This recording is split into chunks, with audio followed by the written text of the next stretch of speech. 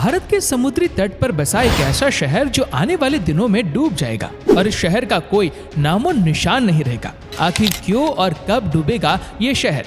दोस्तों, आज के समय में छुट्टियों में लोग गर्मी से राहत पाने के लिए समुद्री बीच पर जाना पसंद करते, लेकिन क्या आप जानते कि भारत में एक ऐसा समुद्री तट भी है जो साल दर साल समुद्री लहरों के बीच डूबता चला जा रहा है और भविष्य में इस बीच का अस्तित्व ही नहीं बचेगा। अगर नहीं तो चलिए जानते हैं इस बीच के बारे में। इस बीच का नाम है बातीपाड़ी समुद्री बीच।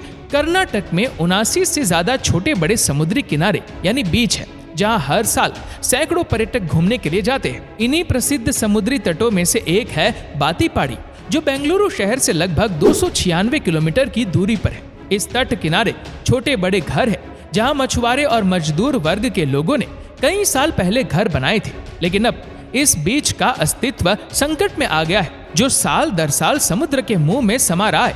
इस वजह से बातीपाड़ी में रहने वाले स्थानीय लोगों को अपना घर छोड़कर सुरक्षित इलाकों में रहने पर मजबूर होना पड़ रहा है, क्योंकि अगर वो अपने घर छोड़कर नहीं जाएंगे तो पानी का कटाव किसी भी वक्त उनकी जान ले लेगा। इस समुद्र के बढ़ते जलस्तर को रोकने के लिए बीच के किनारे रेत से भरे कट्टों की दीवार खड़ी की गई थी, लेकिन पिछले साल आए तूफान और तेज मानसून की हवाओं ने उस दीवार को पल भर में नष्ट कर दिया था। इसके साथ तट पर बनी सड़कें और मकान भी तूफान की वजह से माचिस की डिब्बी की तरह टूटकर बिखर गए थे, जबकि इस इलाके में हर साल 30 से 40% क्षेत्र समुद्री कटाव की वजह से गायब होता जा रहा है। बातीपाड़ा तट आज जिस समस्या का सामना कर रहा है, उसकी शुरुआत आज से लगभग 30 साल पहले बेंगलुरु में हुई थी। इस जगह पर 2 नदियां समुद्र में आकर मिलती है, जो अपने साथ ढेर सारी मात्रा में रेत और गार लेकर आती है। समुद्र की ऊंची लहरें उस गार और रेत को पीछे की तरफ धकेलने का काम करती है, जिसकी वजह से ये वेस्ट बेंगलुरु बंदरगाह पर जाकर फंस जाता है। जब इस इलाके से नाव गुजरती है तो वो गारे और रेत के संपर्क में आने की वजह से डूब जाती है और उसमें कई लोगों की मौत हो जाती है।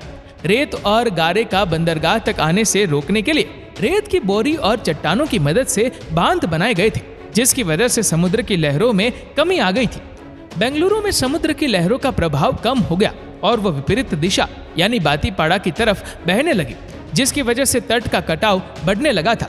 शुरुआती सालों में यह कटाव कम था, इसीलिए बातीपाड़ी में रहने वाले लोगों को समस्या नहीं होती थी, लेकिन ग्लोबल वार्मिंग की वजह से समुद्र का जल स्तर साल दर साल बढ़ रहा है, जिसकी वजह से बातीपाड़ा में लहरों की ऊंचाई बढ़ती चली गई और तट में कटाव की मात्रा भी बढ़ गई। इस समस्या से छुटकारा पाने के लिए बातीपाड़ा तट पर साल 2018 में सी वॉल बनाई गई थी, लेकिन ऊंची लहरों, तूफान और तेज हवाओं ने सी वॉल को ज्यादा लंबे समय तक कारगर साबित नहीं होने दिया। इस वजह से ज्यादातर इलाकों को खाली करवा दिया गया, ताकि तूफान या कटाव की वजह से इस स्थानीय लोगों की जान न जाए।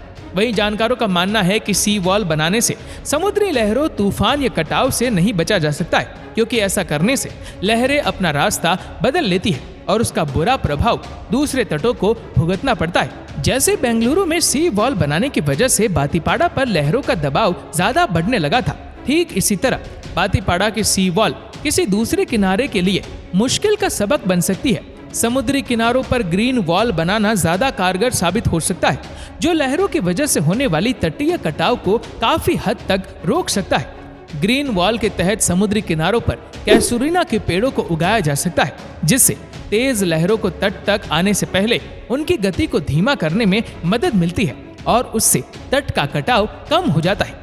ऐसा नहीं है कि सिर्फ कर्नाटक का बातीपाड़ा समुद्री कटाव और तटों के विलुप्त होने की समस्या से जूझ रहा है, बल्कि भारत का ओडिशा राज्य सबसे ज्यादा समुद्री कटाव का सामना करता है।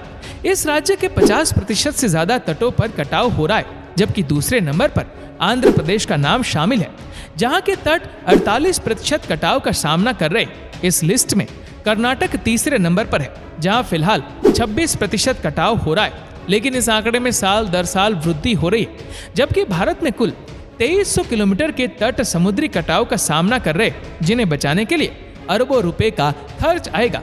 वहीं अगर इन तटों को समय रहते समुद्री कटाव से सुरक्षित ना किया गया, तो भविष्य में भारत के बहुत से समुद्री किनारे हमेशा हमेशा के लिए डूब जाएंगे।